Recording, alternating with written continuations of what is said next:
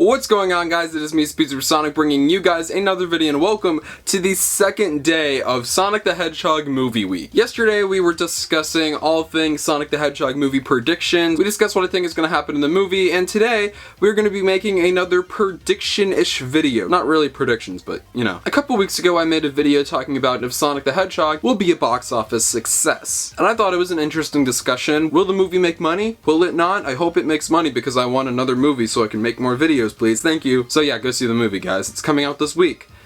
Go watch it. And today we're doing a very similar video that I got the idea to do around the time I made that video. And what we're doing today, as you can tell, is will the Sonic the Hedgehog movie be a critical success? I think this is a very interesting question, and it really is just, will the Sonic movie be good? That's really just what this question is. And it's a question that does need to be raised. This movie doesn't have all of the things going for it. It's a video game movie. Haven't had the best track records. It's Sonic the Hedgehog. Hasn't had the best track record. And they're just a lot of red flags, and I think that they should be addressed in thorough detail. So that's what we're doing today. So I think that the first question we need to raise is, who is behind this movie? Well, let's take a look at everybody involved. First, let's start off with the director because it is the most important part of a movie. As many of you know, the director of the Sonic the Hedgehog movie is Jeff Fowler. Now, what is Jeff Fowler's background and what does he contribute towards this film? Well, this is his first movie, and that is a red flag. He hasn't directed a feature or has been involved in a feature film. Well, he's been involved in feature films, but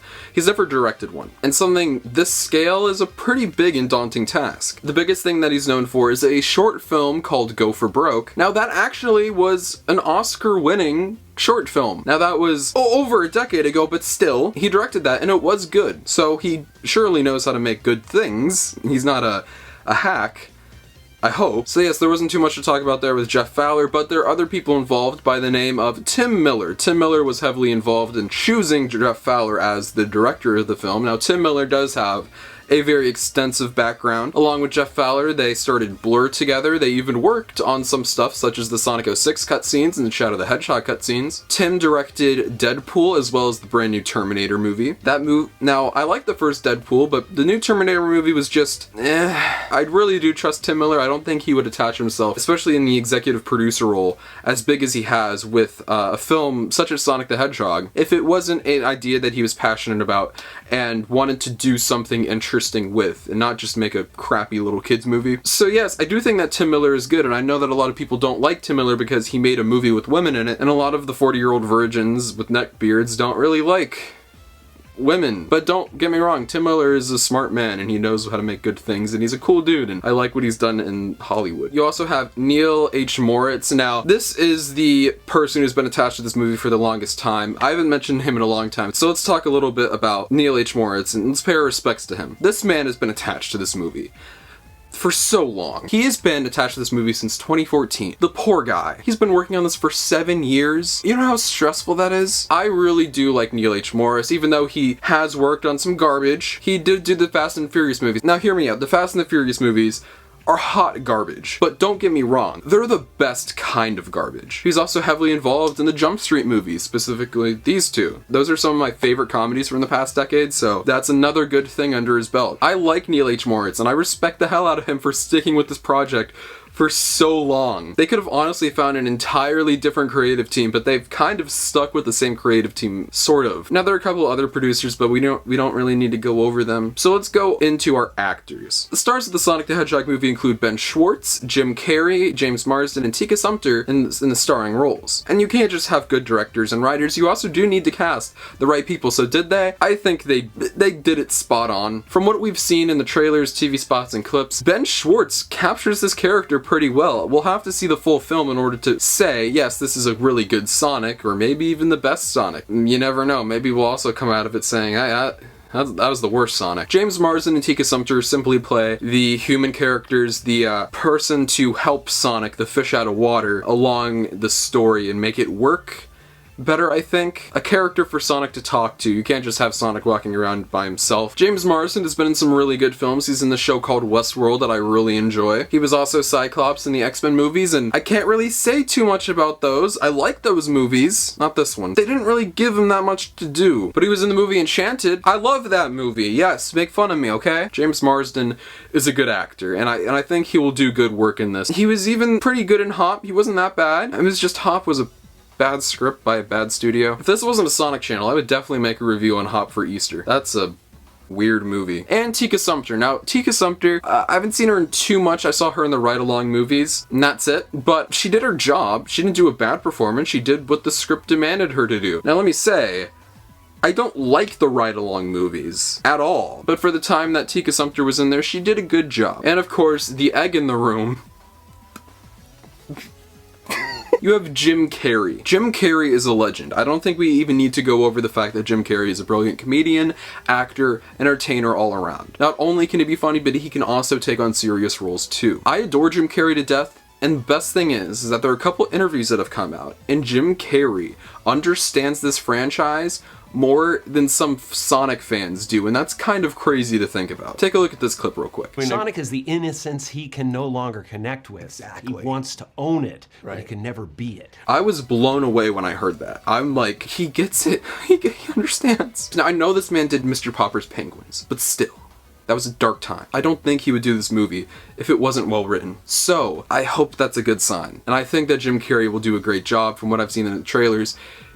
He's doing that. We have one more group of people to talk about. Patrick Casey and Josh Miller, I'm not sure about them. From what I've heard out of their mouths and the stories about them, I've greatly enjoyed what I've heard, and I've liked what I've seen so far, but I am a little worried. Writing is it's almost the biggest part of a movie, and you have to have a good script in order to have a good movie, and they haven't really made anything, and some of the stuff, more notable stuff they've made, is not great, but at the same time, I don't think that Paramount and Tim Miller, along with Jeff Fowler and other creatives such as Neil H. Moritz, would bring on these unexperienced people who have horrible ideas. I'm glad there were only 2 cooks in the kitchen. I usually prefer one cook in the kitchen who's a genius, but, you know, I'll take it. They're a red flag, along with Jeff Fowler a little bit. It's his first movie. Those are the 2 biggest ones, and unfortunately, those are the 2 biggest parts of a movie that make it, you know, good. But some people can shock you, you know? I think that the idea of this being a video game movie